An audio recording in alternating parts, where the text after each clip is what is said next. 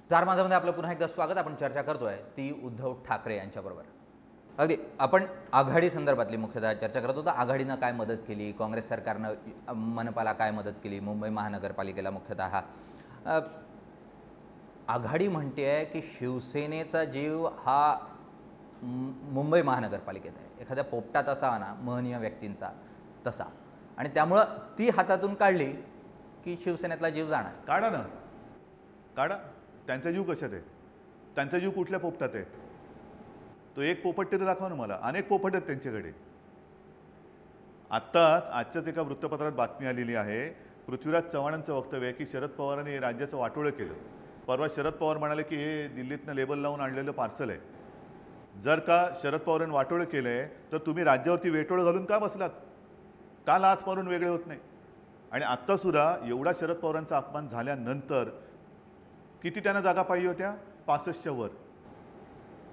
आणि एवढे हिडीस फिडीस करून सुद्धा लाचारासारखे त्यांच्या तिकडे जाऊन दारी जाऊन जे मिळेल पदरी पडलं पवित्र झालं, मिळतील त्या जागा, देतील त्या जागा, म्हणजे वॉर्डसुद्धा त्यांच्या पसंतीप्रमाणे नाहीत. कोणतेही वॉर्ड त्यांना टाकले गेले आणि भिकाऱ्याने वाडगा घेऊन पुढे जावं तसं त्यांची ती युती झालेली आहे, आघाडी झालेली आहे. ती कशासाठी केली मग? पण त्याचं कारण पण एक सांगतो तुम्हाला, त्यांचं म्हणणं एक खरं आहे. मुंबईमध्ये पैसा आहेच आणि ह्याच पैशाच्या जोरावरती केंद्र सरकार चालले असं म्हटलं तर ते खोटं ठरणार नाही. आणि हाच संताप आहे माझा. मुंबईतून आजच्या क्षणाला सुद्धा यावर्षीसुद्धा दरवर्षी हा आकडा वाढत चाललेला आहे. 1.25 लाख कोटीचा महसूल केंद्रामध्ये जातोय, दिल्लीमध्ये जातोय. नुसता विचार करा तुम्ही, शक्य नाही मलाही कळतंय, पण 2 वर्षासाठी 1.25 लाख कोटी जर का केंद्राने मुंबईसाठी परत केले तर 2 वर्षामध्ये केवळ मुंबई नाही, मुंबई महापालिकेवरती कर्ज नाही, पण अख्खं महाराष्ट्र राज्य जे हे मुंबईचं वाटोळं केले म्हणून आमच्यावरती आरोप करतायत, त्यांनी राज्याचं जे वाटोळं केलं आहे 2.5 लाख कोटीच्या खड्ड्यामध्ये, कर्जाच्या खड्ड्यामध्ये ज्यांनी महाराष्ट्र घातलं आहे, 2 वर्षात एकटी मुंबई महाराष्ट्राला कर्जाच्या बाहेर काढू शकते. अगदी तुम्ही म्हणालात वाडगं घेऊन पवार आघाडीसाठी गेले आणि आघाडी पदरी पडली.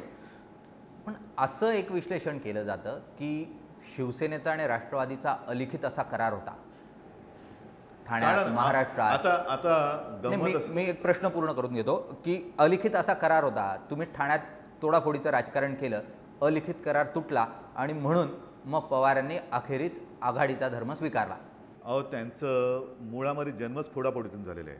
जे मूळ पक्षातनं मोठे झाले, काँग्रेसमधनं काही लोक मोठी झाली, शिवसेनेतून काही लोक मोठी झाली आणि त्यांनी स्वतःचा वेगळा पक्ष काढून स्वतःचंच कर्तृत्व म्हणून दाखवत असतील तर त्यांच्याबद्दल काय बोलायचं? पण अलिखित करार होता. विधिलिखित आणि अलिखित वाचता येतं? होता का? नाही, म्हणूनच म्हणता नाही येतो का वाचता? विधिलिखित आणि काय अलिखित, म्हणजे ज्याला पुरावाच नाही, अशा पुरावा नसलेल्या गोष्टीबद्दल तुम्ही अलिखित म्हणालात तर पुरावा आणा. असं म्हटलं तर कुठे अलिखित आहे? या गोष्टीला काय अर्थ नाही. काहीतरी बडबडायचं म्हणून बडबडायचं. अलिखित म्हणजे काय? अलिखित कॉपी. गेल्या काळामध्ये तुम्ही जे कॉपी करतात ठाकरेंची, त्यांच्यावर मी काय म्हणत नाही, आता तुम्ही बोलला आमची कॉपी कोण करत असेल तर मी काय करू? पण ते म्हणतात की तुम्हाला कॉपी करता येत नाही. तुम्ही ज्यांना म्हणतात तुम्ही कॉपी करता, ते म्हणतात तुम्हाला कॉपी करता येत नाही. नाहीच येत करता, कारण मी ओरिजिनल आहे. कारण मी बाळासाहेब आणि माचा मुलगा आहे, त्याच्यामुळे मला कॉपी करण्याची गरजच कधी लागलेली नाही आहे. कारण आमच्या रक्तामध्ये, नसामध्ये नैसर्गिकरित्याच ओरिजिनॅलिटी आहे. ठाण्यात जे घडलं गेल्या काळामध्ये, त्याही वेळेला आरोप झाला की नेतृत्व जे आहे त्याची जी निर्णय प्रक्रिया आहे ती चुकीची आहे. बाळासाहेबांच्या स्वप्नातली जी शिवसेना होती ती काही अस्तित्वात येत नाही आहे. त्या पद्धतीने बाळासाहेबांनी कधी स्वप्नात वगैरे शिवसेना नाही पाहिली, त्यांनी प्रत्यक्षात दाखवली शिवसेना. अगदी प्रत्यक्षातली जी शिवसेना आहे बाळासाहेबांची, ती जी त्यांना जे निर्माण करायचं आहे ते काय निर्माण करू देत नाही. राणे गेले, तुमच्यावर आरोप करत. राणे गेले नाहीत, राणेनं हाकलून दिलं बाळासाहेबांनी. बरं, राज गेले, आरोप करत गेले. प्रत्येक जण जेव्हा जातो त्यावेळेला प्रत्येक जण म्हणजे असे किती जण गेले, आणि एवढे जण गेल्यानंतर सुद्धा आज शिवसेनेचा पराभव करण्यासाठी 2 काँग्रेसचं पटत नसताना सुद्धा एकत्र यावं लागतंय ना. म्हणजे शिवसेनेची ताकद कमी नाही झालेली. जर का हे सगळे गेले, ते गेल्यानंतर शिवसेना संपली असती तर एवढ्या ताकदवान माणसांना एकत्र येण्याची गरज का लागली असती? अपमान सहन करून एकत्र काय यावं लागलं असतं? नाही, पण हे जे गेले, दरवेळेला गेल्यानंतर प्रेस गेलेल्याबद्दल वाईट बोलू नये असं म्हणतात. नाही, वाईट गेलेल्याबद्दल वाईट बोलत नाही. ते जे बोलतात ते मी फक्त गेलेली लोक बोलायला लागले असतील तर हा एक चमत्कार आहे. अगदी ते असं बोलायला लागले आहेत की किंवा ते बोलत आली आहेत की विठ्ठलावर आमची श्रद्धा आहे, बाळासाहेब आमचं देवस्थान आहे, पण विठ्ठलाच्या आजूबाजूचे जे बडवे आहेत, हे जे बोलले त्यांच्यावरती पण आता तेच आरोप होत आहेत. नाही पण परांजपे तेच बोलतात. बरोबर आहे ना, पण त्यांचं मी परांजपे हा बोलण्याचा विषयच नाही आहे. कारण आनंदमधला फरक आहे. एक आनंद दिघे होते ज्यांनी शेवटचा श्वास सोडला पण भगवा सोडला नाही. तो आनंद दिघे ते खरे, तो आनंद खरा. बाकीचे आनंद असतात, आनंदीबाई असतात, त्यांच्याबद्दल नाही, पण ते परांजपे म्हणतात की त्यांची नाही, जी म्हणून मी परिस्थिती म्हटलं झाली ना, तीच परिस्थिती दिघेंची केली शिवसेनेने. ठाणेकर आणि शिवसैनिक हे आनंद दिघेंना एवढ्यासाठी मानतात कारण आनंद दिघे, मी पुन्हा सांगतो, त्यांनी शेवटचा श्वास सोडला पण भगवा सोडला नाही. याला म्हणतात निष्ठा. एकदा कधीही निवडणूक लढली नाही. त्यांनी नेते आणि शिवसैनिक घडवले. घरातनं उठून ज्यांना आम्ही बोल्यावरती चढवलं त्यांच्याबद्दल बोलण्याची नाही, दिघे अखेरच्या श्वासापर्यंत शिवसैनिक होतेच. पण परांजपे म्हणतात की दिघेंनाही तोच त्रास दिला, तीच परिस्थिती केली. हे त्याला काय येऊन सांगितलं वाटतं. ठीक आहे, हे काहीतरी बोलावं लागतं आणि त्यांचं हसं जे झालेलं आहे ते ठाणेकरांना विचारत होतं. नाही, ते संजीव नाईक पण काल आरोप करत होते की तुम्ही ऑफर दिली होती कोणाला? त्यांना. ऑफर देण्याएवढी आमची ताकद आहे का त्यांना? त्यावेळी केवढे गडगंज आहे त्यांच्याकडे. त्यांना आम्ही काय ऑफर देणार? आणि आमच्याकडे जीवाला जीव देणारी माणसं आहेत आणि ती ऑफर त्यांना आम्ही देणारच नाही. अशा लोकांना कशासाठी ऑफर देऊ? मग का म्हणून असे आरोप की शिवसेनेने दुसरं मला काय ऑफर तुम्ही दिली बोलू होती? शकता? दुसरं बोलू काय शकता? दुसरे आरोप काय करू शकता?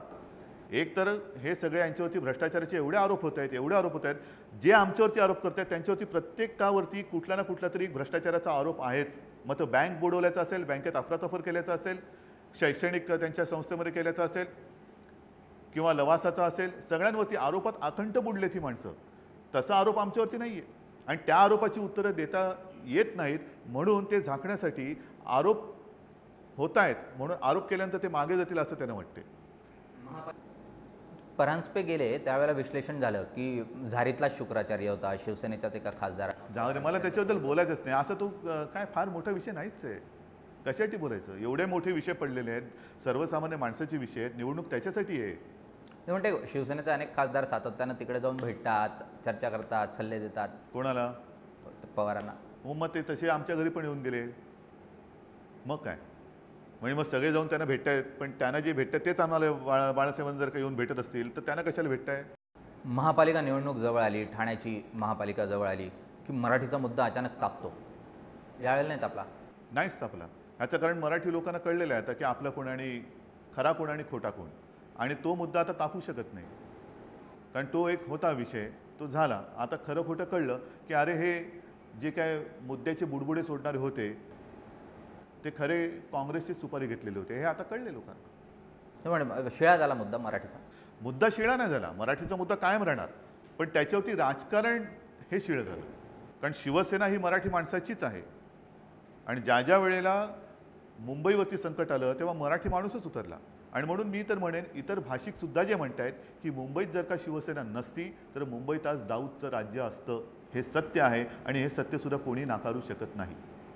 ही चर्चा आपण अशी सुरू ठेवणार आहोत. पण एक छोट्याशा ब्रेकनंतर बघत रहा स्टार माझा.